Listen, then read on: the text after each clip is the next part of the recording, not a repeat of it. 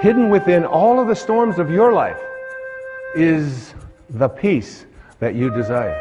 Dr. Wayne Dyer presents a new interpretation of an ancient wisdom text, the Tao Te Ching. Many people call this a manual for achieving a way of life that literally guarantees integrity, joy, peace, and balance in our life. Change your thoughts based upon the wisdom of the Tao, and your life will change. Join Dr. Dyer as he reveals how to live the wisdom of the Tao and achieve higher consciousness. When Change Your Thoughts, Change Your Life airs next.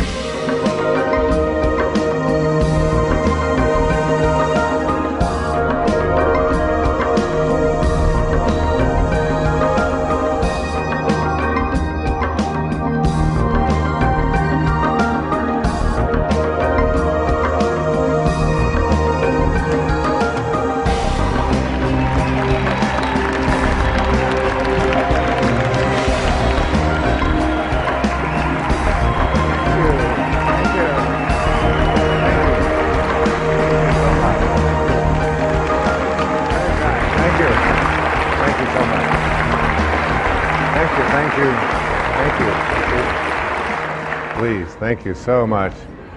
It's so wonderful to be back on public television. It's now 10 years we've been creating public television programs. It's been a wonderful journey. I obviously support public television. It's a way to bring higher consciousness to our entire country, and I'm proud and pleased to be here. This is a program about changing your life. Not in the traditional way that we think of when we think about changing our lives. Usually that means changing your behaviors, retraining yourself, getting new habits, going out and trying them out and changing your life. This is about changing your thoughts, and then your life will change. Change your thoughts, change your life. It's the name of this program, it's the name of the book. It is something that I very strongly endorse, that we have within us the ability and the capacity, through the way that we use our minds and the way that we process things and events, to make our lives totally shift and change around. And I can tell you that it doesn't make any difference what age you are, whether you're a teenager watching this, or whether you're someone in your 60s, 70s, 80s, or anywhere along the way. You can make that change. And I'll tell you, it happened for me. 2 years ago, on the 10th of May, I turned 65. And the next day, on the 11th of May, I had a life-changing thing take place for me. I changed the way that I was thinking about who I am, about what kind of a man I am, about what kind of a person I intend to be for the rest of my life and where I'm going. And something began to resonate with me that I had to make a shift and make a change at the age of 65. I had a wonderful office, which was really a townhouse. It was filled with over 20,000 books. It was filled with clothing. It was filled with records of all kinds. It had pictures on the wall. I had awards that I had received over the years, and everything that I had accumulated, literally, in this physical world, had accumulated in that office. I turned the key and handed it to my manager, Maya, who's been with me for almost 30 years, and I said, I would like you to sell everything, or distribute everything that's in there. Sell the townhouse, get rid of it. Take all the records, all the books. I got rid of my shoes. And I left it all behind and turned it over to her to get rid of everything. I detached myself from a lifetime of accumulations, and I moved full-time to a place over in the middle of the Pacific Ocean on one of our great islands called Maui. And in the next months, I began to get a lot of things coming to me about what my life was to unfold, things that I wasn't even expecting. And I think about this idea about what age you are, and whether or not changes and shifts can be made, and how difficult so many people attribute this to, they say it's just, that's an impossibility. I couldn't possibly do that. I'm so attached to all of these things. Or I'm too old. I've been living in the same place too long, whatever it might be. Right here in this audience is one of the women that I revere, I think more than any other woman I can think of in the professional world. At the age of 60, she changed her thoughts, and her life changed dramatically. She started a publishing company called Hay House, which is one of the world's largest publishers of spiritual and higher consciousness materials. She wrote a book called You Can Heal Your Life. She's here today. Her name is Louise Hay. Louise, would you stand up and be acknowledged?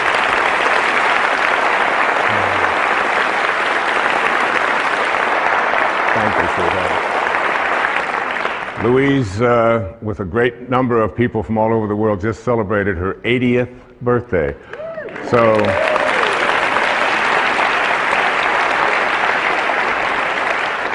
I should look so good even at 60, all right? And I'm just so deeply honored that you're here, dear. Thank you. What happened for me in the next few months was absolutely life-changing. I had a friend tell me who was severely addicted to all kinds of drugs and alcohol, who was basically very close to death. He refused all kinds of treatment. He wouldn't go through the programs and so on. But he read a book, and the book was called The Tao Te Ching.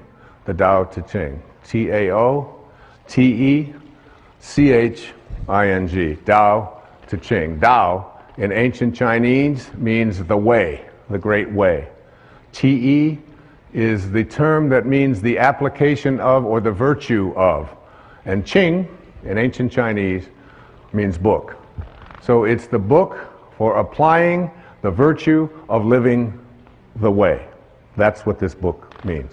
And he told me that, and I thought, I've heard of the Tao Te Ching, I've heard of Taoism, I'm familiar with that. I had read about it when I was in college. I'd even lectured a little bit about it when I was teaching at a university in New York City, at St. John's University. It was something that I had sort of a cursory awareness of. But it wasn't something that I was really profoundly interested in. I was watching a TV show one night and someone talked about the Tao on there. I walk into a bookstore and there's a copy of the Tao. This is all happening in the 6 months or so that between when I had left, and knowing that it was time for me to detach myself from all of the things that had been so much a part of my life and move on into a new area of my life. So I couldn't resist it any longer, and I said, I really want to read the Tao, and I'm going to take the next year, a full year, and in that year, what I would like to do is I would like to read each verse. There are 81 verses in the Tao Te Ching. You can read it in an afternoon, but you can study it for a lifetime. And in the studying of this, I said I would like to just take those 365 days for the next year, and in every 4 days, I'm going to read one verse. Some of them are only 4 lines long. Some of them are 12, 16 lines long. I'm going to create for myself a way of seeing if I can live this Tao.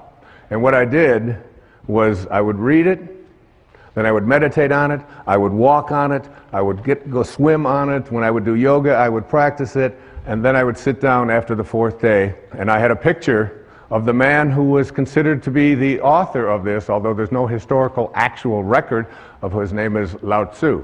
This is the visage that I looked at. This is the image of an artist's drawing of Lao Tzu. In ancient Chinese means old man. Old man. He was the old man who was living in China in the time of the warring states, and he decided he didn't want any more to do with war and violence and hatred and killing and all of the things that were so much a part of his world. And he got on his oxen and he left, and before he left to go off and be by himself, he dictated some 5,000 Chinese characters, these 81 verses that became the Tao Te Ching.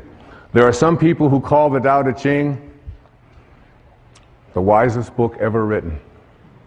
If you Google this thing called the Tao Te Ching, you'll come up with over 1,300,000 hits on the Tao Te Ching. Not only that, there are 14,000 translations of the Tao Te Ching that I have come across. So what I did is I took 10 of those translations, the ones that seem to be the most relevant, the ones that seem to have the most meaning to those people who lived in this part of the Western world, and I combined them into what I consider to be the most useful translation of the Tao Te Ching. And each morning I would get up and I would look at this picture and I would ask, what is it that you would say to the people who are living now at this time, given the conditions that we have in our life right here? What is it you would do? Many people call this a manual for achieving a way of life that literally guarantees integrity, joy, peace, and balance in our life. Now, there was a man who was a contemporary of Lao Tzu. His name was Confucius. He was many years younger than Lao Tzu, but he kept hearing about this old man who had all of this great wisdom. And one day, he decided that he was going to go, legend says, and visit Lao Tzu. And he spent a full day listening to this man, because Confucius was someone in China who was trying to lay down all the rules of etiquette and how to conduct yourself and trying to dictate to the people what they should be. Lao Tzu had nothing to do with any of that. And when he went to see Lao Tzu, he came back and he talked to all of his people, and this is what he said. He said, "Of birds, I know they have wings to fly with.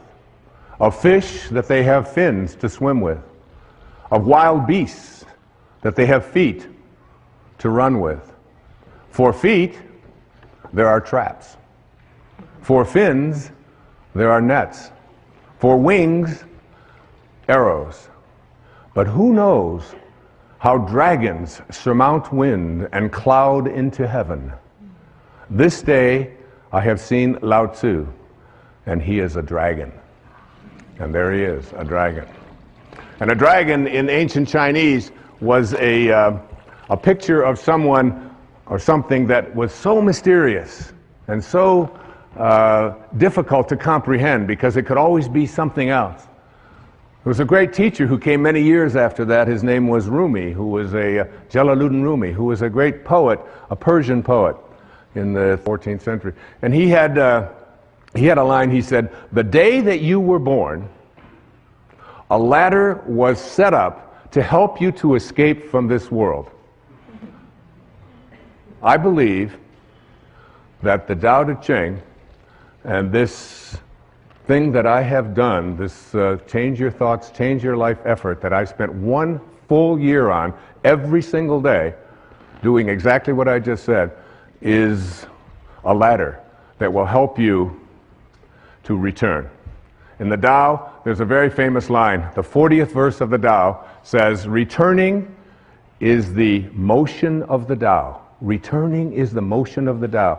So that all of us came from a divine spiritual essence, invisible. Everything in the world of form emanated from something that is formless. There was a split second when you went from non-being to being. And what Lao Tzu was trying to teach was to be able to return to that place from which you came and live your life from the spiritual perspective and become a God-realized being. Another great poet, T.S. Eliot, once said, "We shall not cease from exploration. And at the end of all of our exploring will be to arrive where we started and to know the place for the first time." For the first time. What I'm asking you to do, and what Lao Tzu seemed to be saying, was learn to die while you're alive, because you will ultimately return. All of us have a return trip, a round trip ticket when we came in, didn't we? But if you could learn to die while you're alive, and there's a great story, I have to tell you this story. I want to read this story to you.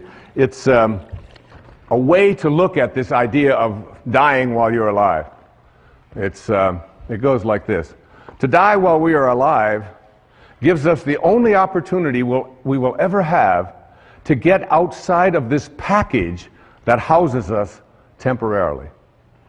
There's an ancient parable that repeated generation after generation by the spiritual masters of India, which illustrates this point. Listen to this wonderful story. A traveler from India went to Africa to acquire some local products and animals, and while in the jungle, he saw thousands of beautiful, multicolored talking parrots. He decided to capture a talking parrot and take it back as his pet.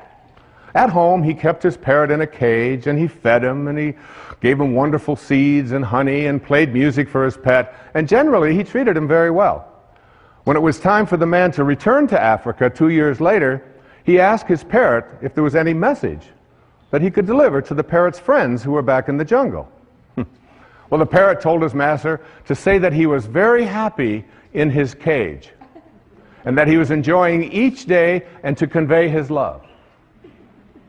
Well, when the traveler arrived back in Africa, he delivered the message to the parrots back in the jungle. Just as he finished his story, a parrot with tears welling up in his eyes fell over dead. The man was alarmed, and he decided that the parrot must have been very close to the parrot in the cage, and that this was probably the reason for the sadness and for his demise. When the traveler returned to India, he told his pet what had happened. As he finished his story, the pet parrot's eyes welled up with tears, and he kneeled over dead in his cage. The man was astounded, but he figured that his pet died from the despair of hearing of the death of his close friend back in the jungle. The trader opened up the cage and tossed the dead bird outside onto the trash heap. Immediately, the pet parrot flew up to a branch on the tree outside. The trader said to him, "So you're not dead after all. Why did you do that? You tricked me." And the parrot responded, "Because that bird back in Africa sent me a very important message." What was the message? The trader wanted to know. He told me that if you want to escape from your cage, you must die while you're alive. We must indeed die while we are alive, in order to be able to look back at our waking consciousness and see ourselves trapped in our cage, which in our case is our body.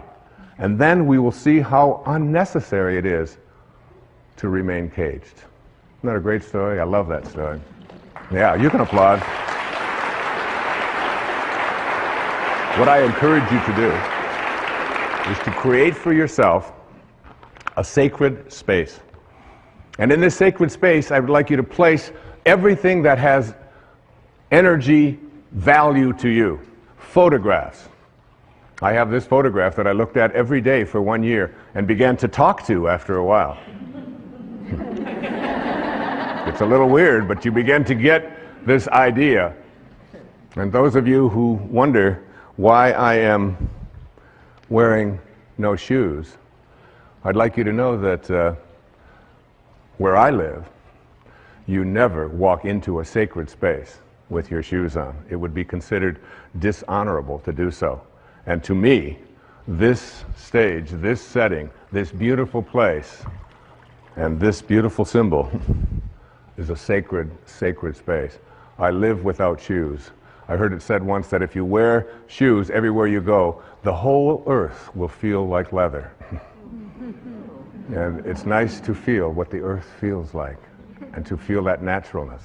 So in that sacred space, you will feel the energy of the photographs, of any mementos that you have, of pictures of your children, of drawings, of statues, of anything at all that you can think of. I have a beautiful sacred space, and it calls me. And as it calls me, when I go into that place that is so profoundly sacred to me, the most beautiful things begin to happen for me, particularly in the middle of the night when no one else is up, and I feel closest to God, and I feel closest to this beautiful old man who sent so many important messages to me through his Tao Te Ching and in my meditations to help me to create this program, Change Your Thoughts, Change Your Life, Living the Wisdom of the Tao. What I would like to do now is to look at some of the key thoughts that I would like you to think about and consider changing as you as you become a person who becomes more God-realized, that is, someone who has died but stayed alive and returned and went back on that return trip. The first of these thoughts to change is to change the idea that I can't trust in my own nature. To, I trust in my own nature. Did it ever occur to you that you have a nature? That nature is so profound and is always calling you. You know it. No one else can know it. No one else can impose it on you. No one else can tell you what it is that you feel in here that you know is why you're here and what you're doing here. There's no one else can explain that or explore that with you. You can't share it. Everything in the universe has a nature. Your dog has a nature. A crocodile has a nature. A duck has a nature. A crow has a nature. Everything has its nature. Everything has a dharma, including you. But what we've learned and we've grown up to believe is that I can't trust in that nature. My nature, to trust in your nature, to know that you came from a divine place of well-being and to trust in it. Listen to this, verse 38 of the Tao, a few lines. The great master follows his own nature and not the trappings of life. A truly good man is not aware of his goodness and is therefore good. Think about yourself.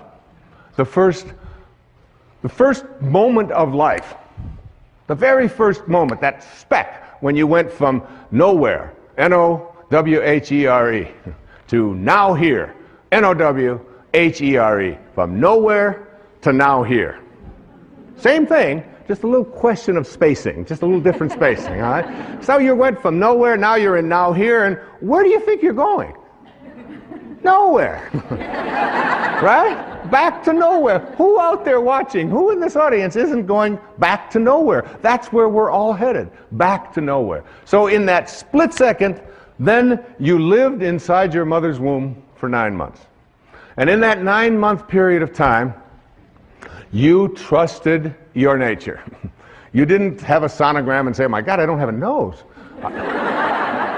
This is very scary. What if it doesn't show up on time? Or you didn't do any of that. You trusted completely in your own nature, right? And so did your mother. There's very little that you can do because what you were to become, everything that this physical body needed, was all handled in there. And also, beyond what was needed for your physical world and what Lao Tzu called the world of the 10,000 things. The 10,000 things. There's 10 zillion things, obviously, in the physical world, but that's how he named it, the world of the 10,000 things. And in that world of the 10,000 things, everything returns back to its source. But while you're in that place, and why wouldn't you believe, even maybe for a second, that not only was my physiology all handled for me, but everything else that I needed, if I could just stop interfering with it and stop other people from doing it, that everything I needed. And that's a big part of understanding change your thoughts, change your life. It's a big part of that. The idea that I have a nature that I can trust, not something that I have to be afraid of, and I can stop letting other people interfere with it as well. So what happens? We go through those 9 months, totally uninterrupted. We have no questions. Everything works out. And then what? We say the very first thing, we pop out after 9 months, we'll take over from here. That was good work. Nice work, God. Thank you very much. And so what we'll do is just sort of edge you out of here, you know. So we edge God out. We take on an ego, E-G-O. And we edge out and we say, we'll take over. And we have an ego, and this ego, what this ego does is it takes on a set of beliefs. And these beliefs are that I am what I have, that I am what I do, that I am what other people think of me. So we're raised to believe that the more stuff I accumulate, the more things that I get, this is who I am. The more that people like me, this is what I'll get, and on it goes. I want to tell you a story. It's a story of one of my children. Her name is Tracy. We lived in Detroit when she was born. She came in as a little rebellious. She came in the middle of the Detroit riots when they said nobody is allowed to go out. Anybody that goes out is going to be arrested. And she said, this would be a good time for me to show up. Which is exactly what she did. So when she showed up, after about the second or third year, Tracy went to preschool. And she came home from preschool. She was about 3. And in that time she came home and she said, she handed me a paper, and it had a gold star at the top of the paper. And I looked at it and I said, and she said, Daddy, I got a gold star, I got a gold star. I said, I'm not really interested in gold stars. I said, but what are you doing? What is this? What? She said, well, we did something in school called adding, and I got them all right, and I know how to. I said, adding? I can't believe, you're 3. You can't learn to add when you're 3. And I went through this whole long thing about adding and how terrific it was, and she kept saying, Daddy, the gold star, excuse me, but I was the only one in the class that got a gold star. I got them all right. I said, you know, Tracy, I said, honey, I said, some people just need to have gold stars, and teachers sort of like to give it out and make that the reason why you're doing something, I said, and set you apart from everybody else. I said, but your dad doesn't really care much about that and how you stack up with others, and they're going to be, I'm more interested in what you're learning. And she said, okay, she was used to that. She had a weird daddy, and she knew that. So about another month or so, she came home with a paper that had looked like it had a gold star on it, but it had obviously been taken off. Her little thumbprints were all over, but there was a place that had been a gold star. It was taken off. And I said, what's this? Oh, she said, we're now doing subtraction. And I said, subtraction? That's amazing. And I took over by her dresser. I said, you know that money you've got in your piggy bank? I put it in my pocket. I said, that's called subtraction. Isn't that great? And she said, give me that money back. And we talked about subtraction. Finally, I couldn't take it anymore. I said, honey, what happened? What was this? What was here at the paper? And she said, she said that. She said, the teacher gave me one of those gold stars. I said, really? I said, well, what happened to it? Oh, she said, I took it off. I said, well, what'd you do with it? She said, I gave it back to her. I said, well, what did you tell her? She said, I told her to give it to someone who needs that sort of thing. True story. Yeah. And there she is. She's standing right here. She's going to be 40 this year, my daughter Tracy.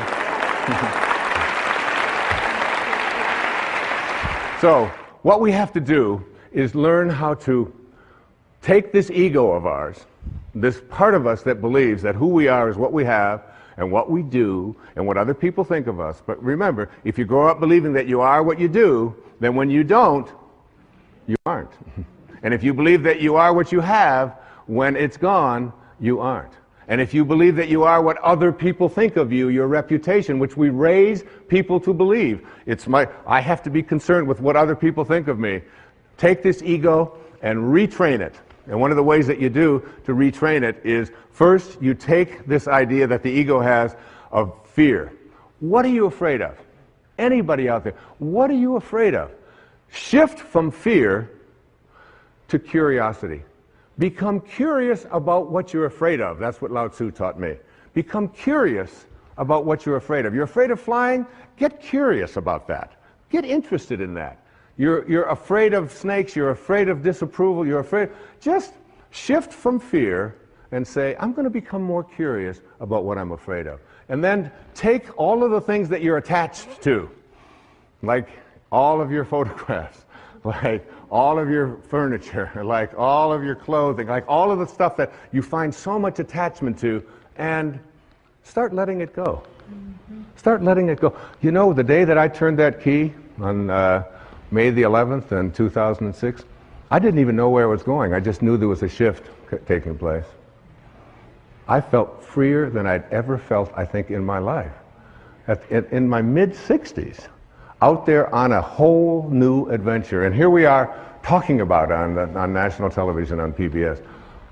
Take that idea that you have to be attached to things and know that you came in with nothing, with no thing. And you're going to leave with nothing, with no thing. And understand that your life is a parenthesis in eternity. Live there without attachments. And then take your need to be in control of yourself, of others, of the situation, and shift from control to trust. Begin to have a trust. Lao Tzu is profound about this, and each one of the 81 verses, it comes up about 60 times as you look at letting go and letting God, allowing yourself to trust in your nature, allowing yourself to no longer believe that everything has to be controlled by me, and that other people no longer have to be in control of me as well. Begin to trust. Just like you did for the first 9 months. You trusted. Your nose showed up. Your height showed up. Your eyes showed up. Whatever. It all showed up. It's all perfect. It's all divine. So why not wander through your life and have this wonderful, peaceful knowing that it's all fine? And finally, shift from your sense of entitlement. Nobody can treat me that way. I'm entitled to have this. Well, I paid for that. I let go. That in 1 year, I let go of all of my entitlements. I don't feel I'm entitled to anything. I'm just here. Shift from entitlements to radical humility. Lao Tzu speaks about it so often. Stay humble. Stay low. The greatest leaders are the ones who do the least. The ones who stay back and just model and allow. And at the end of the day, in one of the verses of the Tao, it says, the people will say, we did it ourselves. We did it ourselves. In verse 49 of the Tao Te Ching, here's an exact quote. The sage is kind to the kind and kind to the unkind because the nature of his being is kindness.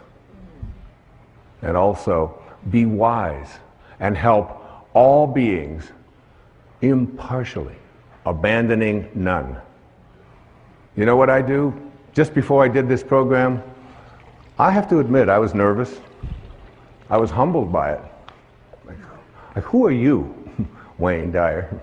Who are you to read the Tao and believe that you can interpret it on television and interpret it in a book and spend a year and say, I got real humble with that. And you know what I say? Tao, which is just another word for God, or Source, or Krishna, or Allah, or whatever you want to call it, guide me. Guide me now. I have that awareness before I come out. If you knew, it says in the Course in Miracles, if you knew who walked beside you at all times on this path that you have chosen, you could never experience fear or doubt again. I remember Mother Teresa saying to a dear friend of mine who was asking what could he do? What could he do to do something for her? His name was Pat McMahon. He was on KTR radio in Phoenix. And finally Mother Teresa said to him, you can do something for me. She said, tomorrow morning, get up at 4 a.m. and go out onto the streets of Phoenix and find someone who's living there who believes that he's alone and convince him that he's not. That's what you can do. That's how saints talk. That's how Lao Tzu spoke. Okay, let's go on to the next thought. To change. So you're changing from not trusting in your nature to trusting in your nature. You change your thought from I need more to what I call living contentment. What is this thing about more? It's the mantra of the ego, isn't it? I have to have more. I have to collect more stuff. I have to have more friends. I have to have more money. It's more, more, more, more, more. When where you came from nowhere. You don't need anything. It's a continuous bombardment that we are all exposed to in this whole world of believing that we have to have more.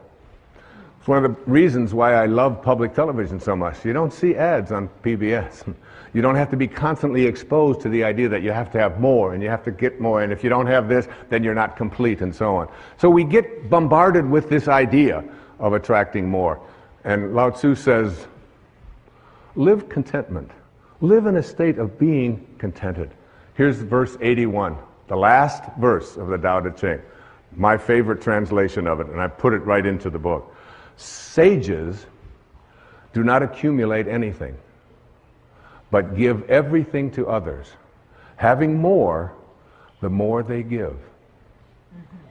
It's a great lesson. My son Sands, who's, we're very, very close. We just spent a couple of months together over in Maui, just being together. just being. It was a divine time. And he came home with, it was last summer, he came home with 4 t-shirts that he loved. And I said, well, honey, I said, which one do you like the best? He said, well, that one over there, that blue one, it's got the writing, and it's got the drawing, and it's got a surfer, and it's got, I said, that's great. I said, I'd like to have that one. He said, no, Dad, that's my favorite. That's the one I like the best. I said, I know. I said, that's the one. Would you mind if I had that one? He said, I would mind a lot if you had that one. He said, maybe you can have one. I'm not so crazy about this one over here. I said, so you're going to give me something you don't like? You know, I said, that's the one. I love that because we have the same taste. Could I have that one? He said, Dad, you're crazy. He said, you can't have my favorite t-shirt. I said, well, I want you to think about that. I want you to think about detaching and letting go and not needing to have more. And he's heard me talk about this stuff his entire life. So finally, he just, you know, I went in and I tried it on and I said, this thing looks so great. Looking in the mirror, you know, thinking, he said, Dad, that really is mine. I said, yeah. I said, but you're going to give it to me. He said, no. I said, yeah, well, just think about it, you know, because I'm your dad, and I'd really like to have this. And so he reluctantly parted with it. And so that evening, I was still wearing the shirt, and he looked at me and he said, oh, that's my shirt. I said, you know, Sands, I said, you gave me the shirt. I said, I'm going to wear this shirt until you are happy that I have your favorite shirt. I'm never going to take it off until you are happy. He said, well, you'll be wearing that shirt a long time. I said, well, that's okay.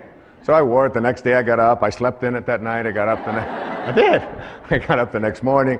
I put it on, and that Sands would come in and he'd look at me. I said, oh, you're still not happy that you gave me something that you really love, because this is what it really means to be a sage. This is what it means to be a divine being, to be someone who's willing to depart with not the things they don't like, but what they do like.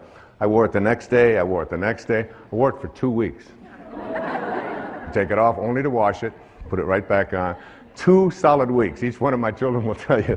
Finally, one day he said, Dad, I'm so happy. I am so thrilled that you have that t-shirt. I said, oh, that's great. I can finally take this thing off. I'm going to just give it away. But it's like, what a great lesson in that. The idea that you take, you know, there's a rule. It's called the 80-20 rule. And in the 80-20 rule, it says, everything that you have, all of your stuff, 20% of it is what you use. All of your clothes in your closet, 20%. You just keep using the same 20% over and over. 80% of the clothing that you have in your closet, for so many people, is something that you never use. You don't wear. You look at it, you store it, you think, well, there might come a day, oh, I can't part with that, even though you've been carting it around. Every time you move it and you put it. Take the 80% that you don't use, says Lao Tzu, and give it away. Give it away. Lao Tzu said that when your cup is full, stop pouring. When your cup is full, stop pouring. We have an obesity crisis in the United States, in the Western world. The obesity crisis can be handled if you just read the Tao. If you realize, in verse 33, it says, if you realize you have enough, you are truly rich. If you could just learn something called portion control, where you just take a bite and you say, is my cup full? Stop pouring. Stop pouring. In other words, instead of filling yourself with that which is already a surplus, in the Tao it teaches us to take surpluses and to reduce them, and to take deficiencies and increase them, so that we create balance in our lives, to be in balance. You can take the jewelry that you don't use. You can take the clothing, and then once you've given away the 80% that you don't use, take one of the things that you really like and practice giving that away. It's such a wonderful way. Listen to this poem. It was written by a great Persian poet named Hafiz. It says, even after all this time, the sun never says to the earth, you owe me. Just look what happens with a love like that. It lights up the whole sky. It lights up the whole sky. There's no owing. There's no owing. You don't have to You can practice living in a state of contentment. This was so powerful for me. You just can't imagine how good it felt for one entire year to walk through every day and say, I'm content. I'm content. I start out every morning of my life. The first words, Hafiz says, if there's only one prayer that you say every day, make it thank you. Just say thank you. That's how I start. Wake up, thank you, God. Thank you. Thank you, Source. Thank you, Tao. Whatever you want to call. The opening line of the Tao says, the Tao that can be named is not the Tao. As soon as you put a name on it, it dissolves. There's no name for it. It's just endlessly, invisibly, constantly in a state of creating out of a state of love. The next thought that the Tao teaches us to change. Change your thoughts. Change your life. You really do. See, so much of the previous PBS specials that I've done on inspiration and intention, these were teaching people generically how to think differently. What Lao Tzu taught me was what to specifically think in place of thinking that. Instead of thinking that I don't trust my nature, he said, trust your nature. Instead of saying, I need more, he said, you need less. More is less. That comes right out of the Tao. Next thought. Move from thinking in a rigid way to thinking and being flexible, soft, and allowing. From rigidity to softness. What a wonderful transformation that is. I was standing looking with my son Sands, and we were on Maui, and we were looking at water. As water was going against some rocks and some cliffs and so on. And in these pictures, in this moment, I said to my son, I said, which do you think is stronger? The water or the cliff? The water or the rocks? Which one do you think is more powerful and stronger? And he said, well, he said the rocks, obviously they're stronger and they're bigger and all. I said, water is very, very patient, isn't it? How much chance do those rocks have if they want to survive? I mean, what chance do they have? That would, and Lao Tzu is speaking to us about understanding our nature by examining how nature works and then making it apply to our thoughts. So that a soft thought, a thought that isn't a rigid thought, a thought that doesn't say, you have to be this way or you have to be that way, a thought that is not stiff, a thought that water, there are so many references to water and what we can learn from water. You're 75% water. The planet is 75% water. We are water. The rest of us is just muscled water. It's all water. And water is soft. Water can enter anywhere. You get into a conflict with somebody else and you picture yourself as water. You can enter with water in any place that there's an opening.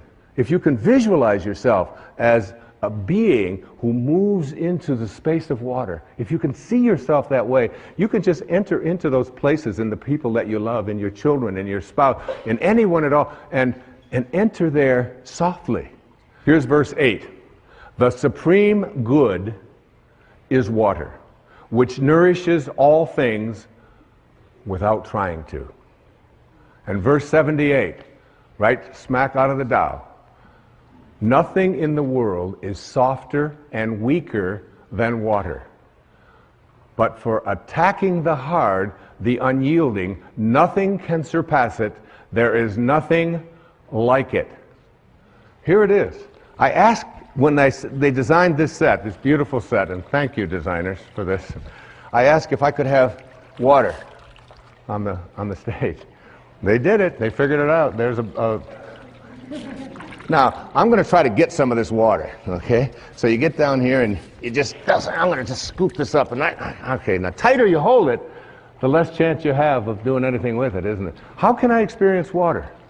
The way to experience water is to just get soft, just get unbending.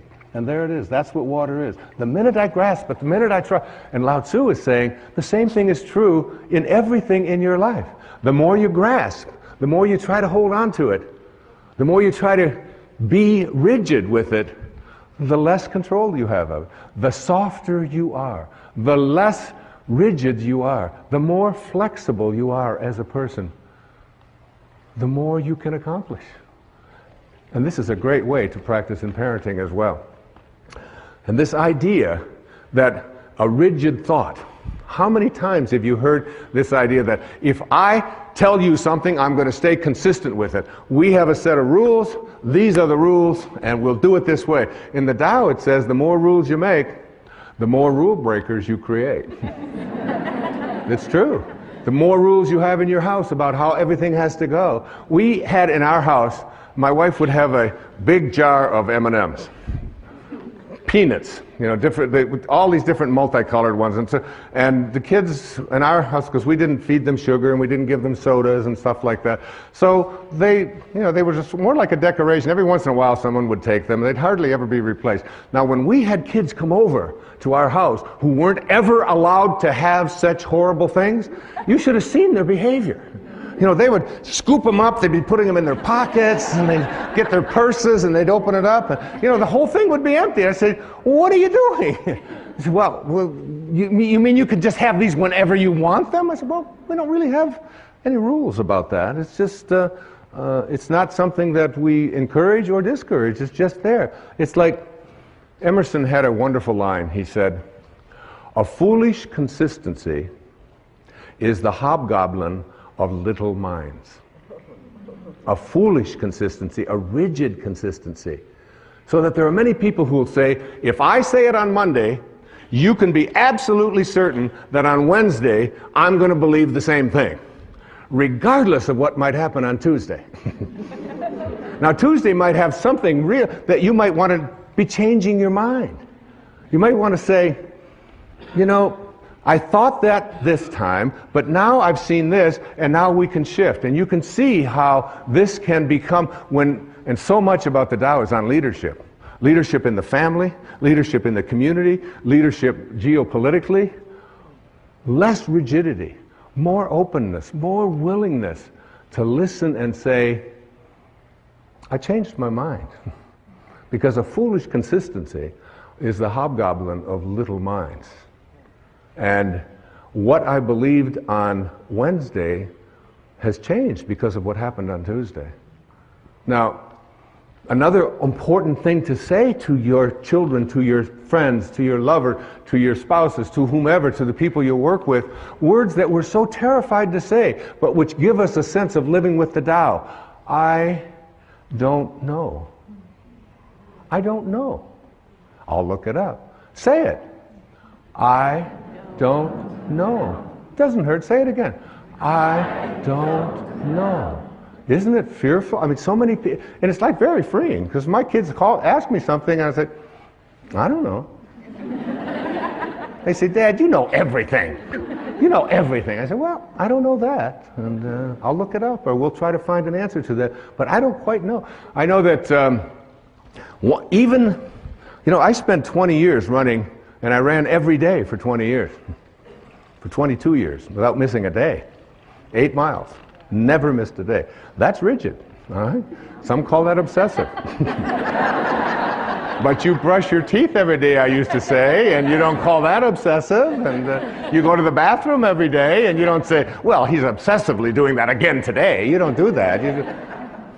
But anyway, what I learned is that even in the world of exercise, there are certain things that are built in to make us rigid, to make us stiff, to make us hard. And we lift, and we run, and we kick, and this is what we call working out. There's another kind of working out that is ancient. It goes back to the time of Lao Tzu and before, which is called yoga. And yoga means union. It means union with your source. And when you do yoga, you can stay in the same place. You can do the equivalent of 8 miles. When I used to run 8 miles, I had to run 4 miles that way, turn around, 4 miles back.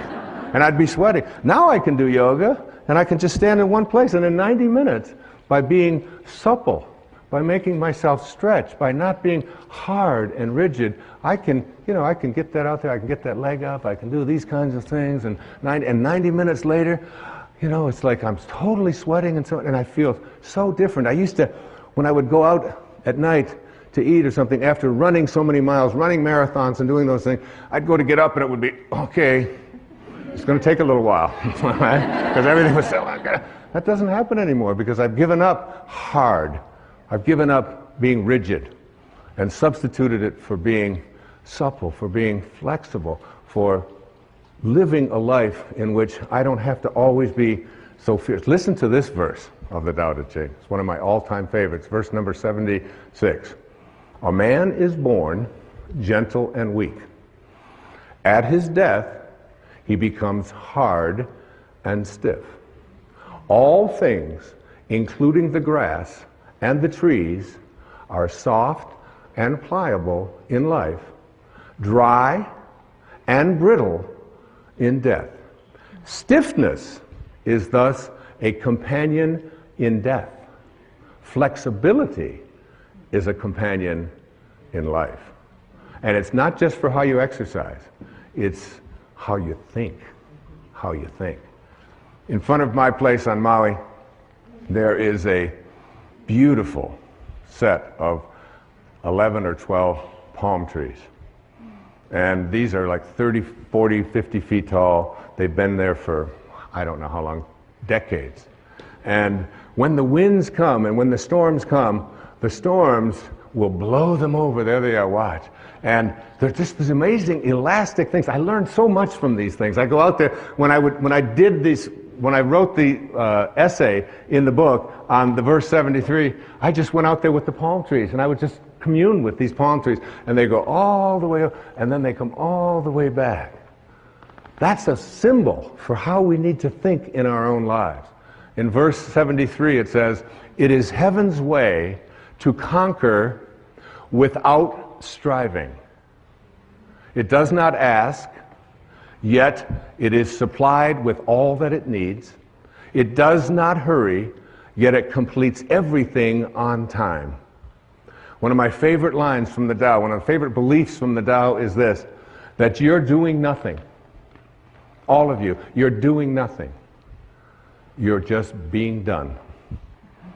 Just like you were the first 9 months of your life. You think you're out there and you're making this happen and you're making that happen and you've got all these rigid things and you have to apply your life this way. You're not doing anything. Any more than you were having your fingernails show up when they were supposed to. And look at you, look at all of you, look around, you know, it's like, you know, what held it in yesterday, you know? I don't know, I'm not doing anything. They fall out and they don't fall out no matter how hard I try to keep them in there. Finally my kid said, give it up, give it up. So I was over in England and they told me that I couldn't take my shampoo bottles on the plane and there's nothing you can do about it. I said, yes, there is. I'll just shave my head. I no longer need shampoo. Okay, so we want to move from stiffness to flexibility. The next thought that I'd like to see us change, that the Tao taught me so much, was living by interfering, to shift that to living by not interfering. Do you know that every one of your children have the anchor of the universe located within them? And that Khalil Gibran, this is a paraphrase, he said, your children are not your children. They are the products of life's longing for itself. They come through you, but not for you. They're not there for you. So what are you doing interfering in their lives? Now, I'm not talking about letting them play out in the traffic or play at the edge of a swimming pool if they don't know how to swim. I'm not talking about that. I'm talking about, I called this when I was working on this and living this and practicing this for that full year of 2006, the bite your tongue, zip your lip verses of the Tao. Verse 29 of the Tao. Do you think you can take over the universe and improve it? I do not believe it can be done. Everything under heaven is a sacred vessel and cannot be controlled. Trying to control leads to ruin. Trying to grasp, we lose. Allow your life to unfold naturally. Allow other people's lives to unfold naturally as well. We have parents, I see them a lot. They're called helicopter parents. Because they're always hovering. They're hovering over their kids, and they're telling them what to do and what not to do. And my son came over from England, my son Shane, and he was going to get ready to go to college, in America. And my wife said to me, so you're going to take him and show him about registration, right? I said, oh yeah, I'll be doing that. She said, well, make sure that you help him because he doesn't have any idea how to register at the school, this great big school with thousands of people. I said, yeah, and I do, right? I would know how to register kids at school, you know. And so Shane got in the car, and I said, it's all going to be fine. It'll all be fine. And we drive over to the campus, and I drop him off, and I have my tennis racket in the back. And he said, where are you going? I said, well, I'm a prophet.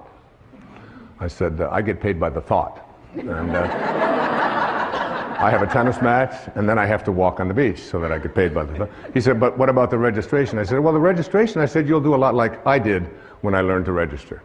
He said, well, what do you mean? I said, you'll just go up to the people and say, where is registration? And they'll say, it's over there where all of those people are all lined up.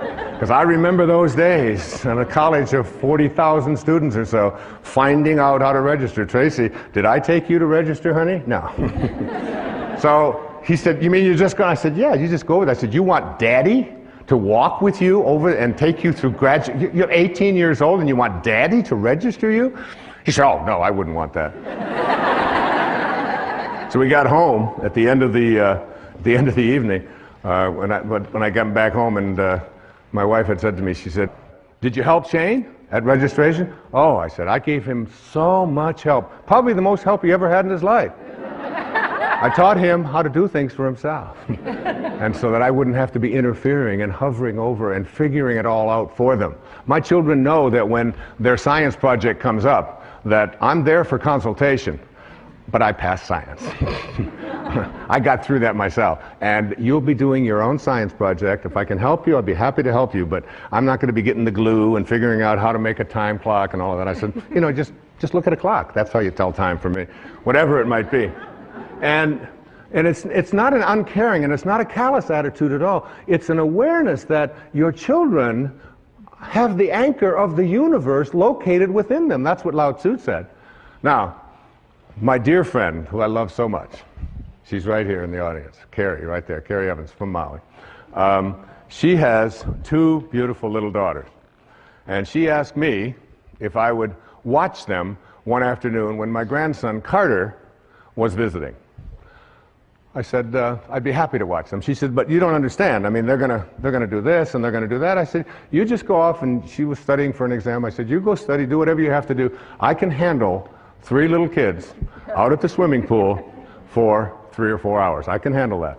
So she went off, very nervous, gave me lists, told me what to do, what they might say, what they might not say. And then if she says, now if Kylie says this, you tell Kylie, and if Kamiley says it was Kylie, Kamiley, and Carter. All right? So they go out there, and right here, there's a little pool over here, a little swimming pool. And I watch them over in the swimming pool, and Kylie takes the water and splashes my grandson, Carter, and splashes Kamiley, and Kamiley comes over to me and runs over within 2 minutes. Says, Kylie splashed me. Well, of course, I'm working on the Tao. Non-interference. And I said, splashing, honey, is in the way of things. When you're near water, splashing will take place. She said, yeah, but she splashed me. I said, you'll probably work this out. This will all be fine. And she stood there for the longest time with her little lip and so on, and finally she realized she wasn't getting anywhere with me. She went back. Before you know it, one of them had taken, now Kylie and Kamiley are teaming up against Carter. And they pushed him under or whatever. Now one of them is 5, and one of them is 4, and one of them is 7 or 8. And Carter comes running over as fast as he can, runs over. He calls me Bampa. I'm Grandpa. Bampa. Bampa, Bampa, Miley pushed me under the water. I said, Carter, I'm a Taoist master. Ba-bumpa, she pushed me. She put me under the bus. You'll just have to work this one out, Carter. I'm a Taoist master. This went on all for the first hour or so. But I noticed as I was less interfering that they were working it out. They tried again after a few times. They'd come over and they wanted this and they wanted them pushed and wanted that. But each time when I let them know that I was watching and making sure they were safe, but I wasn't going to interfere. I wasn't going to resolve it. I wasn't going to settle their disputes for them. I wasn't going to be a helicopter parent, even for an afternoon. And the way that it resolved itself was they had the anchor of the universe within them. They have a nature. They know what to do. One of my favorite things always to say to my children when there's a conflict is, you know what the right thing to do is. What do you think? You know. You have it in your heart. You are a divine being. They all know that. I've said those words to them over and over again. You'll figure it out. You'll work it out. Not I'm going to interfere. I'm going to tell them what to do. You can practice this so many places, so many ways in your life, particularly as parents, even in business. It's very important in businesses to allow the people to say at the end of the day, right out of the Tao, oh, we did that ourselves. We did it ourselves. In the Tao it says, there's a time for everything, and everything in its time. There's a time for everything. Listen to this. There's a time for being ahead, and a time for being at peace. There's a time for being in motion, and a time for being at rest. There's a time for being vigorous, and a time for being exhausted. And in the Bible, to everything there is a season, a time for every purpose under the sun. I practice, this was so helpful to me, particularly as I do my yoga practice. In my yoga practice, it's there are some very exhausting postures. I do this Bikram hot yoga, all right? So it's 105 or between 105 and 110 for 90 minutes. And there's one that I used to hate. It's called triangle, you know? And so you put your foot out here, and then you do this, and then you get yourself up, and you go all the way down, and you get yourself in balance like this. So you balance, and you take your arms out here, and then you take these like this, and it's 105 degrees in there. You take one, and you're looking up here at your arm, and you look, and you look, and you look, and then you bring it back, and it lasts a full minute. And I used to just wait for that minute to be over. Oh, I'm like that. When are they going to bring me out of this posture? It was so exhausting. I started practicing what the Tao teaches. And I remembered there's a time for being exhausted. There's a time for that. And as I practiced that, I said, and there's a time for being at rest. And it's coming. Hopefully soon.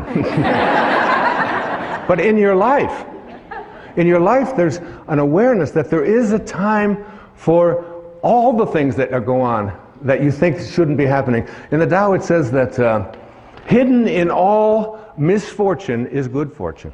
Hidden in the misfortune that you have is good fortune, because no storm can last forever.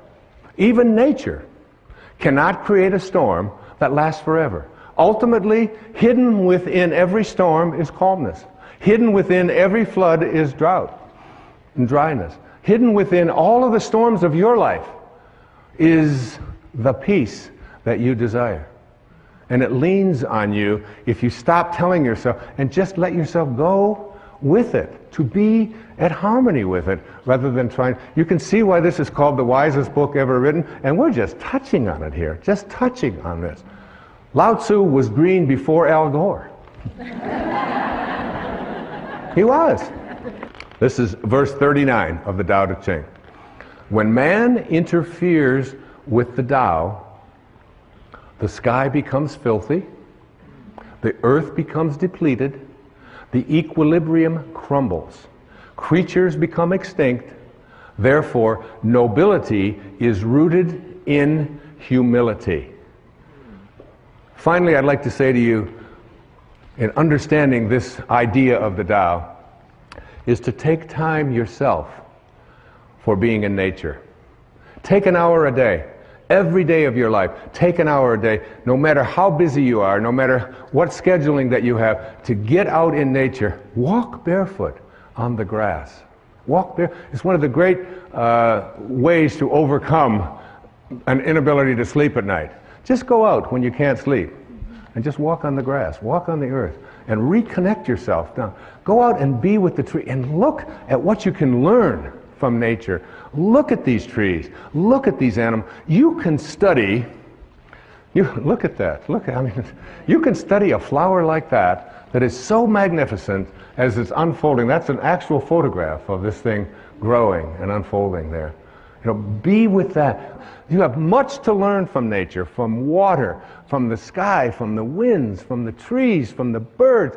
The more you do it, the more you see yourself in all of them. The more you'll feel yourself as a connected being, living the Tao. Another thought to change. To change from thinking big to thinking small. It's so much of the Tao has in it statements that seem so paradoxical and so confusing to us. More is less. Less is more. Think small and get great things done, accomplish great things. Listen to verse 64 of the Tao Te Ching. A tree that fills a man's embrace grows from a seedling. A tower 9 stories high starts with 1 brick. And here's the most famous line out of the Tao. A journey of 1,000 miles begins with what? The first step. 1 first step. Okay? So, today, I can stand up here on this stage in this beautiful sacred place, in this beautiful yin-yang symbol, on this incredibly beautiful set that feels so much like nature. And I can say to you that in a very short time, this year, I will have completed 20 years without taking a drink of alcohol. 20 years, okay? Thank you. Now that's big. That's big. Because I drank every day. Not to get drunk, but I drank every day. 2 or 3 beers every evening after running, and it was like, and I couldn't remember a day when I hadn't had, I thought back 10 years, 12, I couldn't think of a day, not one day in the previous decade or two that I had not had a beer, or several beers. So that's big. And if I would have tried, if I'd have said to myself 20 years ago, Wayne, you're going to quit drinking for the next 20 years, I would have gone immediately and had a drink. Because it's just too big, isn't it? It's just too big. You don't do big things. You do small things and thus accomplish great things. It's a very important distinction to make. Whatever it is that you would like to create or contribute or become in your life, take 1 step. How did I let drinking go for 20 years? And I don't even know about tomorrow. I never think about tomorrow and whether I'm going to have a drink. All I know for sure is that this won't be the day. I do it 1 day at a time. That's how you overcome anything called an addiction in your life.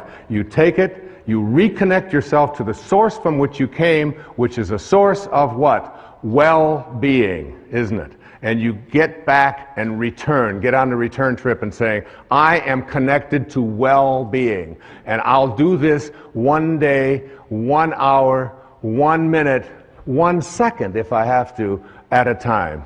And when you do it, I mean, it's behind in all of the programs for overcoming addictions, and all of the work of Bill W., all of the work of Alcoholics Anonymous, all of the work of any kind of addictions. It isn't just alcohol. It can be food. It can be addiction to your emails. It can be addiction to work. It can be addiction to so many things that so many people find that they can't get past. And to move themselves into a place where I think small. I ran 7 marathons in my running years. And about the 22nd or 23rd mile, you begin to ask yourself about your sanity. And what am I doing here? And my body is breaking down. But the way that you finish the marathon is not by saying, I'm going to run 26 miles. You don't do that, especially when you've still got 5 or 6 to go. You just say to yourself, Can I put my foot in front of the next one? Can I take one step at a time? Can I do it one step at a time? And before you know it, you've accomplished great things. I watched my wife give birth to 4 children right there in her in the delivery room with her. And she does not, you know, when you have a baby, it takes 9 months, doesn't it? You don't say to yourself, oh my God, I gotta have a baby, I gotta get pregnant, I gotta deliver it, I gotta go through labor, because that'll just drive you. And there are people who do that. And it's a torture for them. But I watched her do it one moment at a time in labor. Not what's going to happen an hour from now, what's going to happen this afternoon, am I going to have the... none of that. And she did it all naturally because it was all... And her mind was so strong as she was doing it that I couldn't even penetrate. I couldn't even communicate with her. She was so focused on just being here. She would say, these are not labor pains. These are just signals.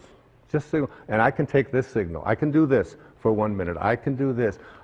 It's the way everything gets done. I watch the great tennis players on the planet. Roger Federer, Pete Sampras, these people that are really masters at this game that I played for so many years, not even close to those kinds of levels. And they'll be in a tournament, they'll have a seeding, and they'll say, here's the first round, here's the second round, here's the third round. There's no such thing as playing the 4th round before you've played the first round. And then when you get to the first round, you don't go out there and say, well, I've got to beat this person in 3 sets. You say, I'm going to think 1 serve at a time. I'm going to think 1 point at a time. And every great athlete, I don't care who they are, they will always say, I can't think out there in big ways. I can only think small. Thinking small is what gets great things done. Verse 63. Achieve greatness in little things. Take on difficulties while they are still easy. Do great things while they are still small. The sage, one of my daughter's names, the sage, does not attempt anything very big and thus achieves greatness. Greatness comes from being in the moment, here, present, in the now. The sage confronts difficulties but never experiences them. This is the idea of thinking small. And finally, I'd like to see you change from this thought. Change from seeing yourself as separate to seeing yourself as connected to everyone and everything in the universe. Our ego tells us that we are separate, that who we are is this body that we have, and everybody out there is separate from me. Nothing has been more profound and more powerful, nothing has been more profound and more powerful and important for me than this verse of the Tao Te Ching. This idea that we are all one. That all of us emanated from the same source. And by doing so, by emanating from the same source, we need to see ourselves as connected to every single being, every single person, every single flower, every single tree, every single animal. If you can see yourself in everyone, we're all connected. It makes about as much sense to me to have a smoking section in a restaurant as it does to have a peeing section in a swimming pool, right?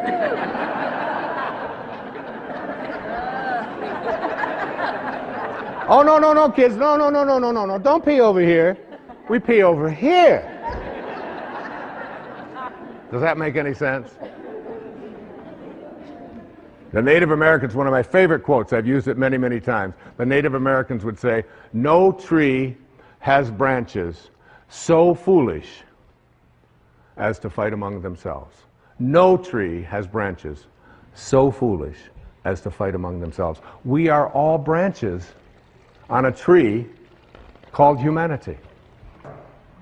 When you read the Tao, when you read this idea about changing these thoughts and changing your life, you're going to see endless verses that speak to the absurdity of the idea of you having an enemy. The idea that you and anyone else on this planet is an enemy. In the Tao it says, I and enemy cannot exist in the same sentence. And he said, even those who go to war, the ones who will triumph in war are those who go to war without an enemy. And they will treat every victory in war not as something to celebrate, but as a funeral, as an indication that we haven't reached the highest place within ourselves to see that even those people that we judge to be our enemy are really connected to us. And it says in the Tao that a bad man is a good man's job, and a good man is a bad man's teacher. A good man is a bad man's teacher. So finding that and seeing that, listen to verse 10. Carrying body and soul and embracing the one, can you avoid separation? One who heeds this power brings the Tao to this very earth. This is the primal virtue. This was so helpful to me as I thought about it. Remember, I spent 4.5 days on each one of these verses. And in each one of those 4.5 days, I wasn't writing.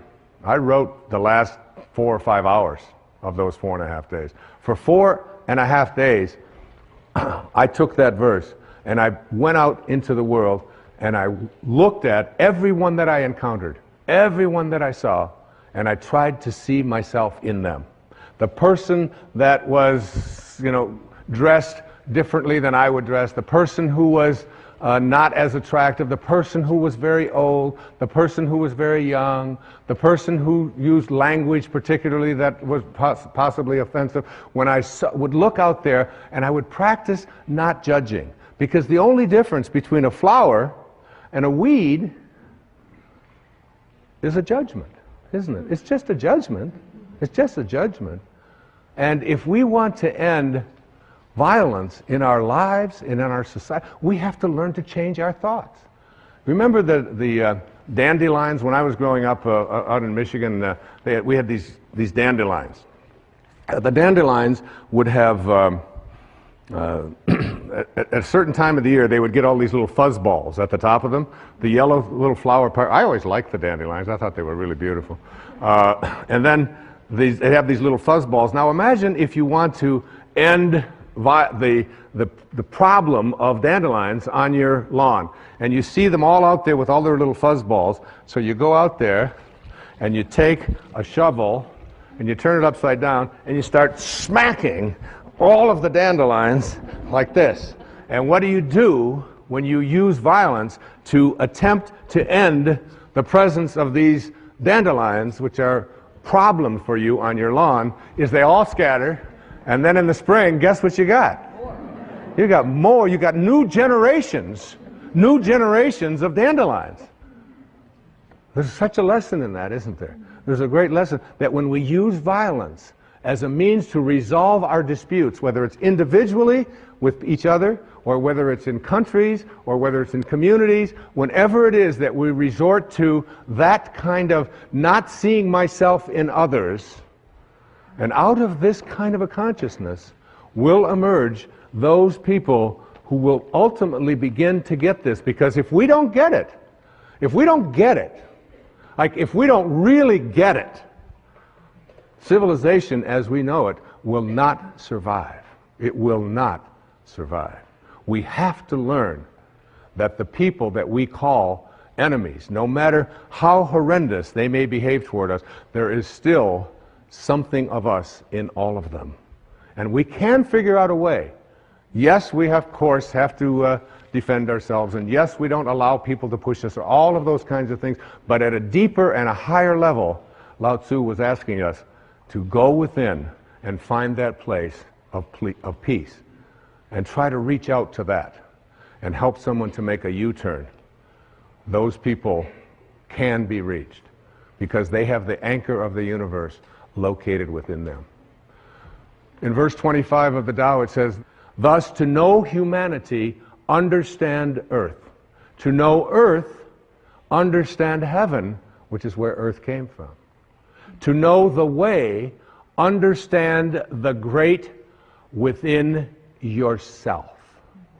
Within yourself. Look within and see it. Now, every single person watching this program will have conflicts with somebody in their life on a fairly regular basis. Especially if you're in a marriage or in a partnership of some kind. Certainly if you have children, you're going to have conflicts. Now think about what you do when you have a conflict and that conflict comes to an end. The conflict is over. You've expressed your opinion. You may have yelled at each other, you may have screamed at each other, you may not have understood each other, but it's over now. How do you end the conflict? Lao Tzu says, the person of Tao will eliminate all of the pain, all of the stress, all of the anger, all of the hatred, if they decide to end the conflict with love.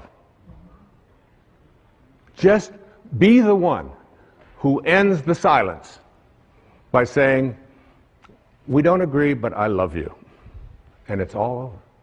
You have moved a person from staying in the world of the 10,000 things into the world of God, into the world of Source, because the Source has no violence in it. It creates endless numbers of flowers and beings and creations without using any force at all. There's no force there.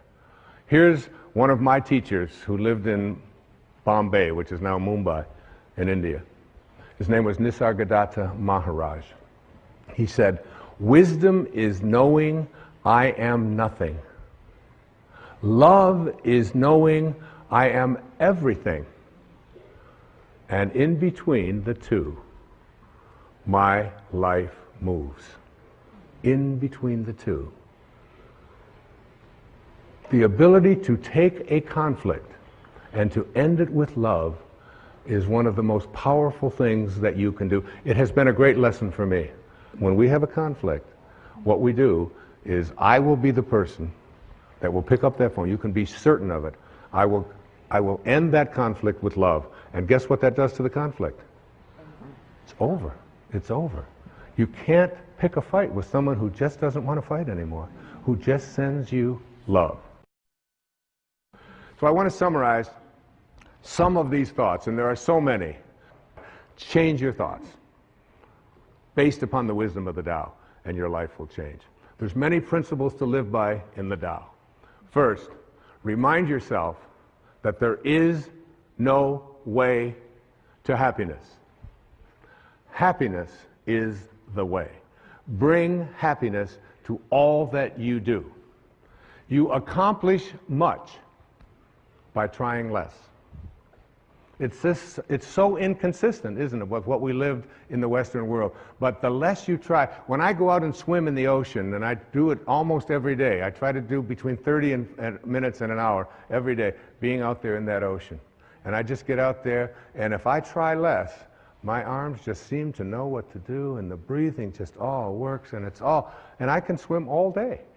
As soon as I try, as soon as I struggle, as soon as I start trying, the minute that I move myself into trying, it's like if I were to take this little cap here and drop it right there and say, I'm going to try to pick this up. I'm going to try to pick this up. This is what Lao Tzu was speaking about. So all of this, I'm trying, I'm really trying. All of this is called, in reality, not picking it up. That's what that's called, not picking it up. But when I just get easy and do less. See yourself, the Tao says, in everyone you encounter. A great lesson. Every single being, especially the ones that we read about who we're told are our enemies. See yourself in them. Know that whoever they are, wherever they live, they want what we want. They want what I want. They want to be at peace. They don't want to be always struggling. They don't want to be sick. They just want to be loved, whoever they are. I know the skepticism of that. It's like, yes, but, all of the yes, buts. But if they got it too, see, Lao Tzu wasn't speaking to, well, some are going to get this and some probably won't. He was speaking to all of us. Trust in others, the Tao says, to know what's best for themselves.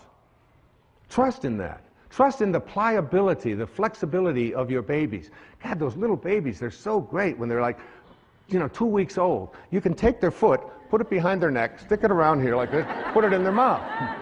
They're so flexible. I mean, you can do anything. You pick them up, you turn them upside down. You watch them when they're starting to learn to walk. And they run, crash, they go down into the walls and all of this. And you think, oh my God, this kid will never walk again. Up they go, and they don't. Trust in their flexibility. Live without attachment and be generous. Be strong by bending. By bending. We need to learn this in our lives. We need to learn this in the world. It's not so important to be right. It's so much more important when you have a choice to be right or to be kind. Always pick kind. Always pick kind. Practice radical humility. Live low. Live low like the ocean. Stay low. And all the streams will come to it. That's why it's so powerful, because it doesn't lord anything over anyone. And rather than looking for miracles, see everything as miraculous. Everything in your life. There was a man who had a Tao experience, what I call a quantum moment. His name was John Newton. He lived back in the beginning of the 18th century. And he was crossing the ocean. He was a slave trader. He had a ship full of human cargo that he was going to trade into slavery in the most hideous practice that was so common at that time in our history. And in the middle of a storm, on his way over there with all of these people, he was 22 years old or 23 years old. And he thought he was going to die, and he thought it was like he must have hit a hurricane or something out there that was before satellites could warn people. And while he thought he was in that state of dying, he took out a pencil and a paper, and he wrote on the back of an envelope, he wrote, "I once was lost, and now I'm found." And it was grace. It was grace that taught my heart to feel. It was grace that brought me home. And when the storm was over, he had a moment. He reconnected to his source. Anybody out there can reconnect to the source, to the Tao, and become a being of Tao. Remember, it's a return trip. And you can make that return trip while you're alive. Remember the parrot. He knows much more than we did. And he returned back to Africa, and he released the slaves, it is said. And for the next 55 years of his life, he shifted and became the most ardent spokesman as an abolitionist to abolish that hideous practice of slavery. That's what he devoted his life to it. A former slave, it's like going from Saul to Paul, from being a person who crucifies and murders Christians to being the author of a big portion of the New Testament as St. Paul. In a moment, it's possible for any of us. I close this beautiful presentation on the Tao, Cecilia, with a poem that was written by a woman. Her name is Naomi Long Madgett. She's from Detroit, went to Wayne State University. She was named the Poet Laureate of Detroit, an acclaimed African-American poet. Listen to these words. It sums up all that I've been saying. I wouldn't coax the plant if I were you. Such watchful nurturing may do it harm. Let the soil rest from so much digging, and wait until it's dry before you water it. The leaf's inclined to find its own direction. Give it a chance to seek the sunlight for itself. Much growth is stunted by too careful prodding, too eager tenderness. The things we love, we have to learn to leave alone. Thank you.